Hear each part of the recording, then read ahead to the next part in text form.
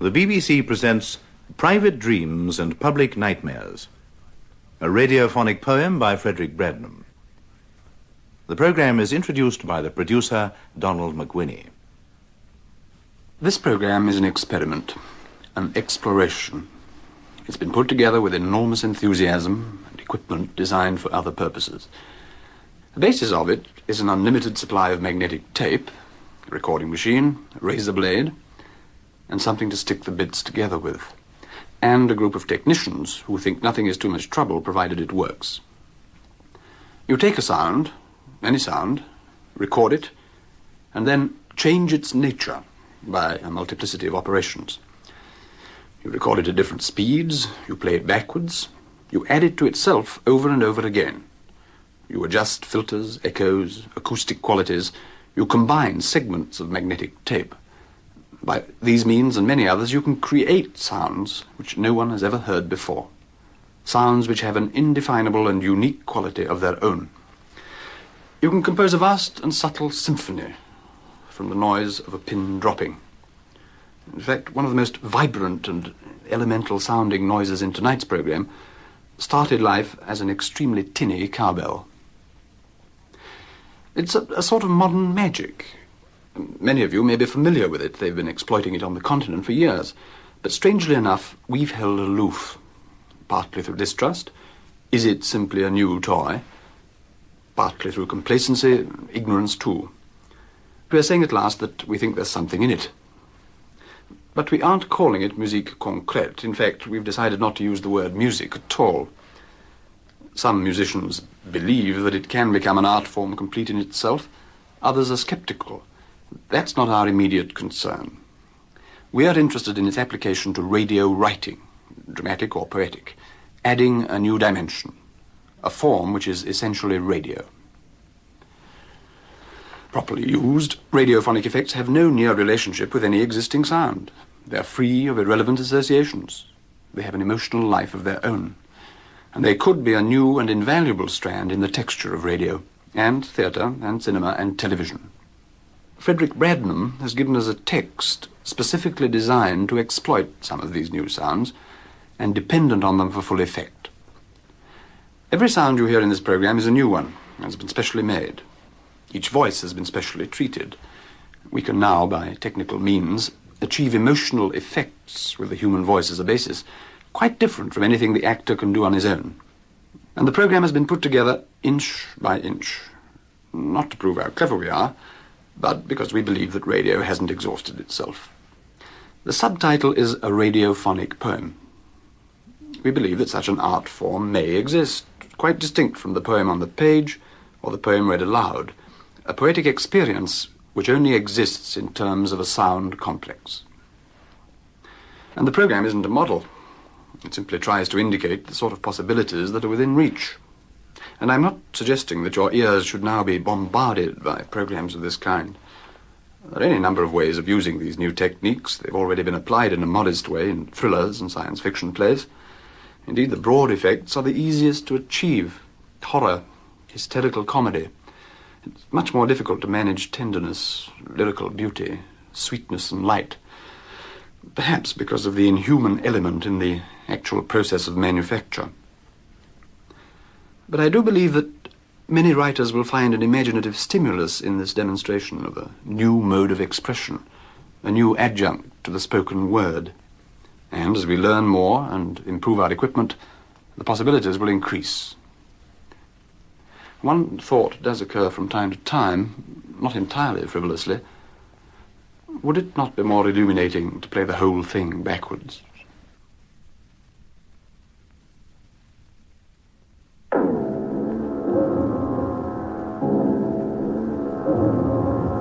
Round and round like a wind from the ground, deep and deep, a world turns in sleep. I fall through nothing, vast empty spaces, darkness and the pulse of my life bound, intertwined with the pulse of the dark world, still falling, falling, but slower now. Like music, the way down is slow, defying gravity. almost to a stop, almost. A cry in the heavens, bird or angel. What holds me suspended in the air? Is it silence that holds me? Silence that beats everywhere, holding me as if in a cradle, rocking, now quite unaware.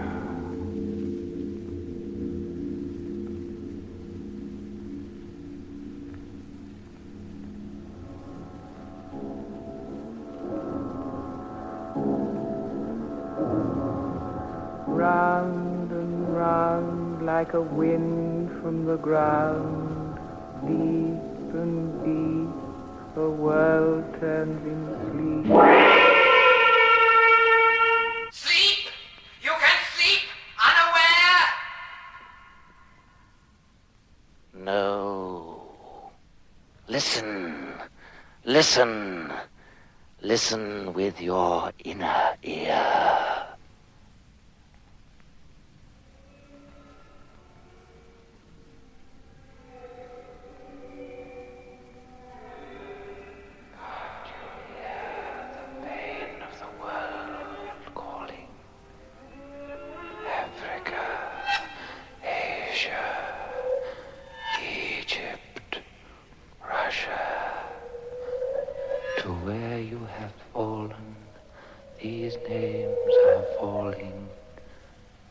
Spent rockets, they drift in despair. I don't care. I don't care. Here I am myself again, contained in the bud of myself, the pure disdaining innocence curled with the worm. Happy, I listen and can hear no pain.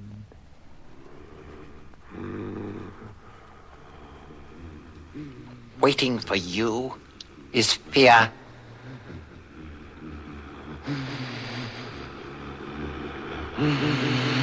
Beneath the blanket of your sleep, in the back of the brain, now and always here.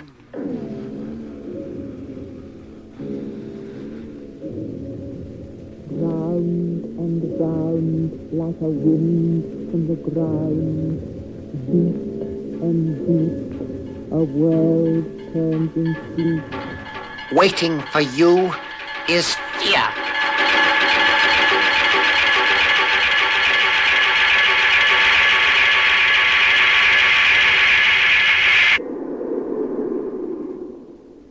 A flame that moves crowds, cities falling, ice floes breaking, bitter snow. The jungle where savage beasts whimper and growl, treading toe on toe. Trees breaking and the thunder rolling like armies between mountains in the hot, oppressive valleys. Do you know what crown is waiting for you? Look, open the inner eye. Look! Do you see that head there just above the level of the sand? Do you see that head crowned with a band of thorns and black stones? That bodiless head sunk into the landscape of rock and desert sand, almost like a bomb dropped by an aeroplane at the moment before explosion. That is your fear. Your crown is waiting.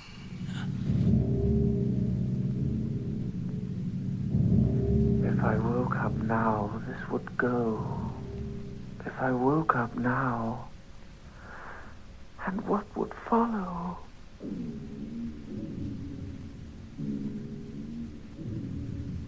Round and round like a wind in the ground. 1, 2, 3, 4, 5.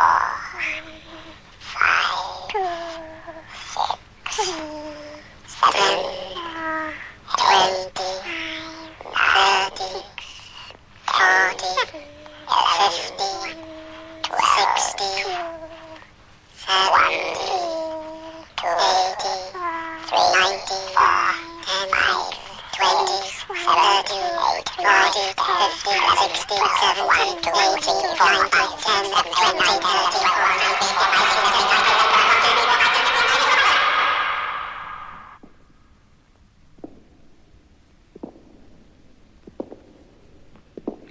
you are treading in lonely corridors. Behind glass walls looking inward, girls sit like tears, counting the days, the months, the years, as they move elusively faster and faster.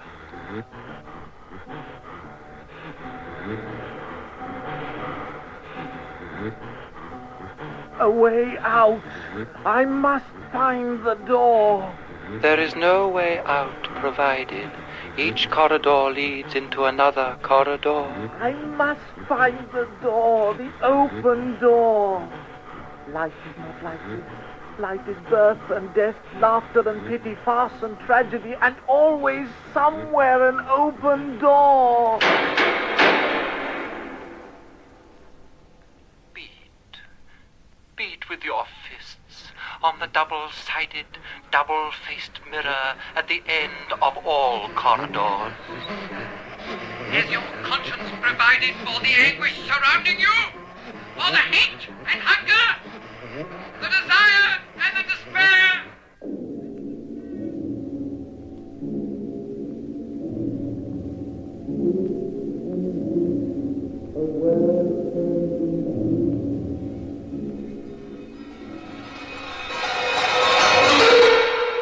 The image is divided.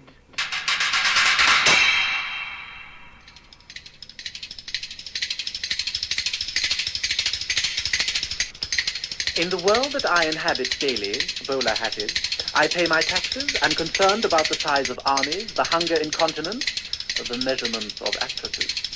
In the world beyond this, the atom bomb teaches me respect for the scientist, the situation teaches me respect for the wisdom of statesmen, and political respect is taught me by the politician.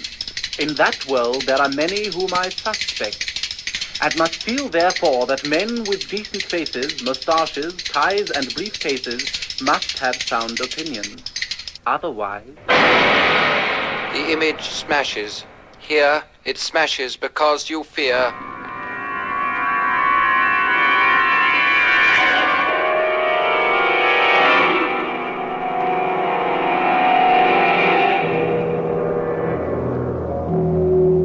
And spreads like water, flooding a land of faces. I pick my way over this sea, walking on water between floating briefcases, umbrellas and drowned faces. Oh, my friends, you have learnt to be my enemy.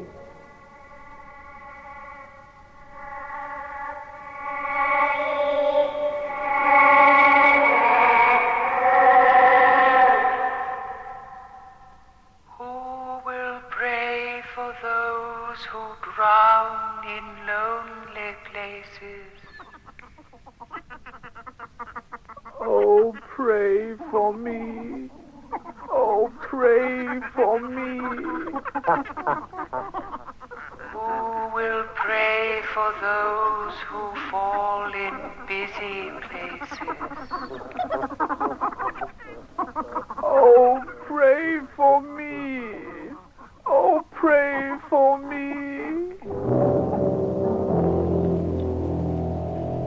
The bell. Listen.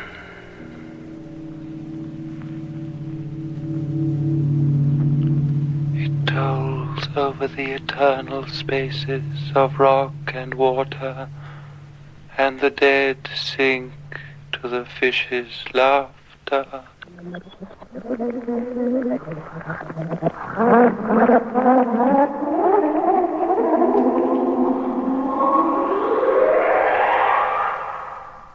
But what of me? What about me?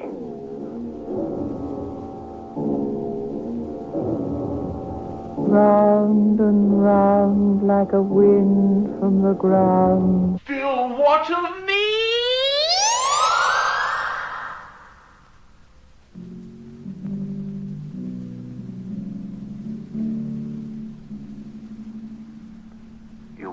free. You are free from the night's disgraces, gently to return to the curled worm, the warm, dark, smelling places of the bud, the heart, the womb.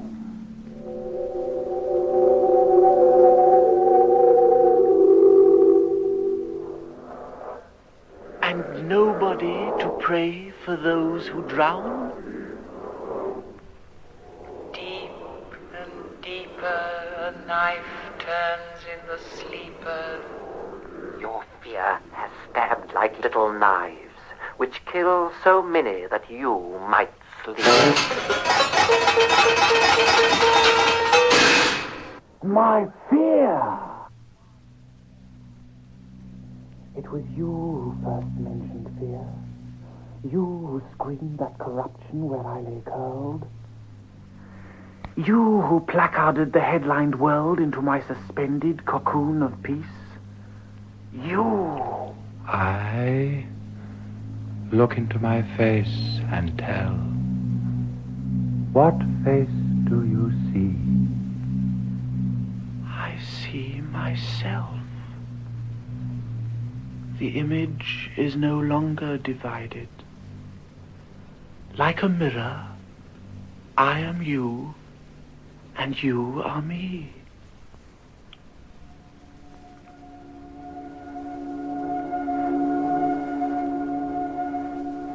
In sleep, our shadows cling like those of lovers. As lovers, we can shut out the world, not think upon tomorrow, nor think upon our ruthless awakening.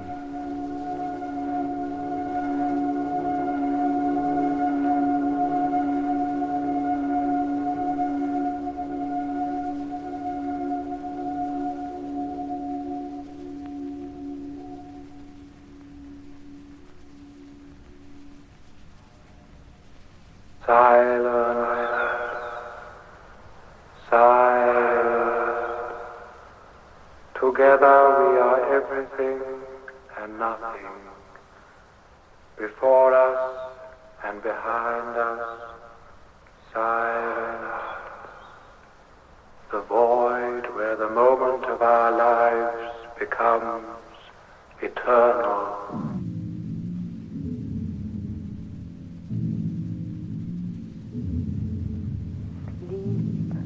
And sleeper, lie as monstrous stones might lie, rolled side by side between vast hills, augurs of nothing.